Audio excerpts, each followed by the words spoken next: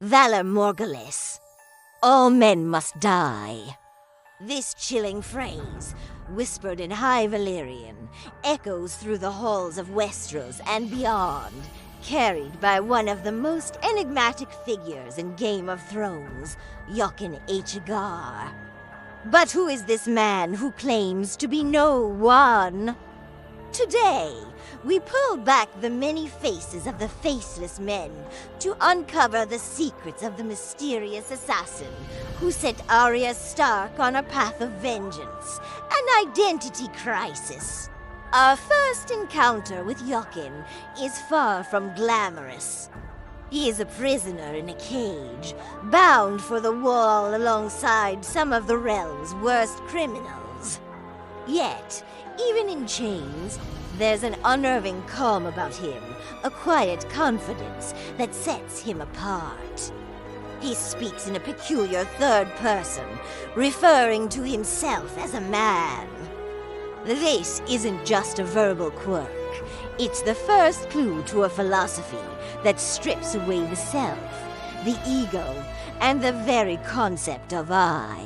When Arya saves him and his companions from a fiery death, she unknowingly forges a debt. A debt of death. A man owes the Red God 3.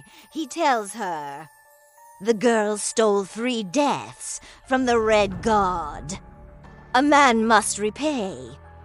Name 3 names, and a man will do the rest. This is our introduction to the deadly currency of the Faceless Men. Life for life. Arya, initially hesitant, soon learns the power she wields. Her first name, the Tickler, results in a swift, seemingly accidental death. The second, Sir Amory Lork, is even more dramatic, a poison dart finding its mark just as he's about to expose her. Jaqen's methods are silent, efficient, and untraceable. He is a ghost, a whisper of death that leaves no trail. He isn't just a killer. He is an artist of assassination, and his canvas is the tapestry of life and death itself. But the true nature of his power is revealed when he helps Arya escape Harrenhal. He tells her the debt is paid, but offers her something more. He hands her an iron coin, instructing her to give it to any man from Braavos and say the words Valar morghulis. Then, in a moment that shatters our understanding of reality, he turns away, and when he turns back, his face has completely changed. The Jaqen H'ghar we knew is gone, replaced by a stranger. Jaqen H'ghar is dead, he says, before walking away. This single act opens up a world of questions. Is Jaqen a name, a title, or just one of countless masks worn by a single entity? To understand Jaqen, we must understand the organization he serves, the Faceless Men of Braavos. They are religious. Guild of assassins who worship the many-faced god. A deity representing death in all its forms, across all cultures. The black goat of Qohor, the lion of night, the stranger in the faith of the Seven. To them, these are all just different faces of the same god. They believe that death is a merciful end to suffering, a gift. And for a price, they will deliver this gift to anyone in the world. But their services are not cheap. The cost is always great, sometimes monetary, sometimes personal. They don't kill for passion or politics. They kill as a sacred duty, fulfilling contracts with divine impartiality. When Arya Stark finally arrives in Braavos, she finds the House of Black and White, the temple of the many-faced god.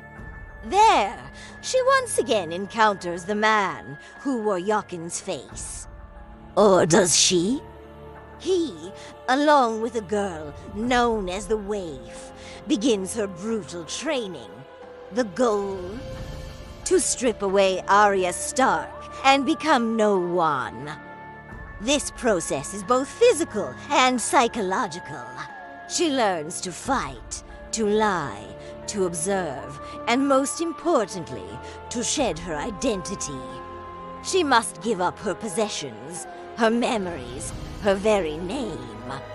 A girl is not a servant, she's told again and again. She's being broken down and rebuilt into a tool, an instrument of the many-faced god.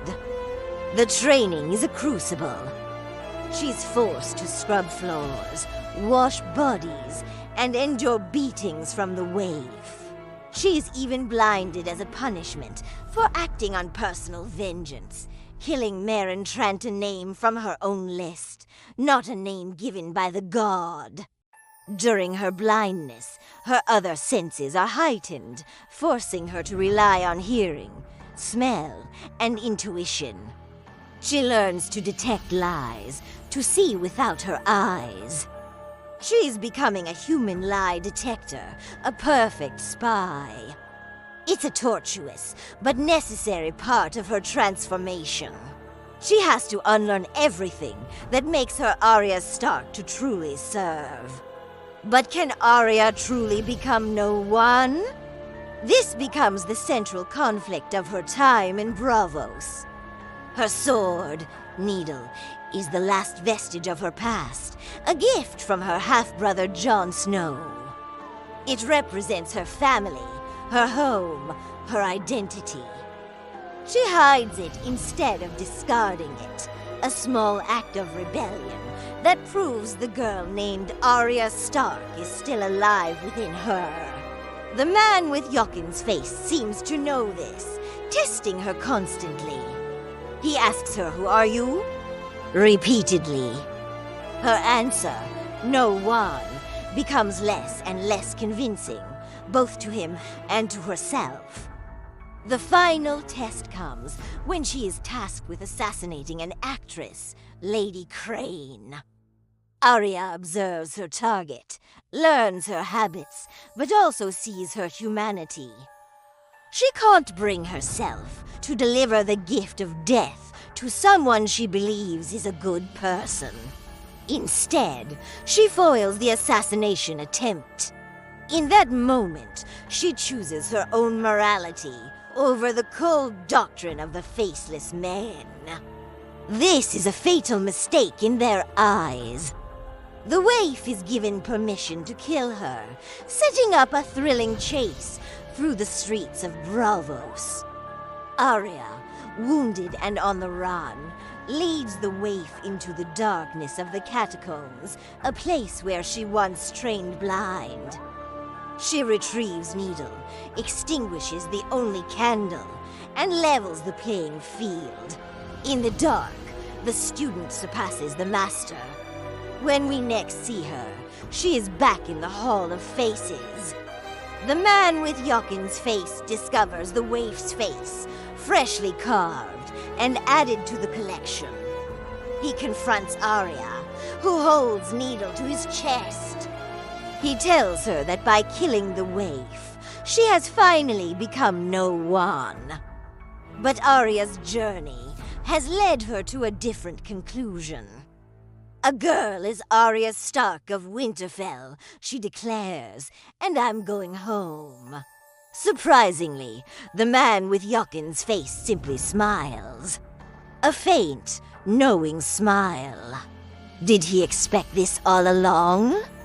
Was Arya's training not about turning her into a faceless man, but about honing her into the perfect weapon for her own purposes? Perhaps he saw her unbreakable will and knew she could never truly become no one. Maybe the entire process was designed to forge her into something stronger, something that could survive the Game of Thrones. He let her go, a trained assassin with a list of names, unleashed back into Westeros. Jaqen H'ghar, or the entity we know by that name, remains one of the show's greatest mysteries. He is a mentor, a killer, a priest, and a phantom. He is the personification of a deadly philosophy, a walking paradox, who claims no identity, yet leaves an indelible mark on everyone he meets. Was his mission simply to train a new recruit, or did he have a larger, unseen role in the fate of the Seven Kingdoms? We may never know for sure. The man with no name keeps his secrets well. But his lessons, and the chilling promise of Valar Morghulis, will forever haunt the world he walks. A man has no name, but his legacy is unforgettable. Thanks for watching, and if you enjoyed this deep dive, don't forget to like and subscribe for more.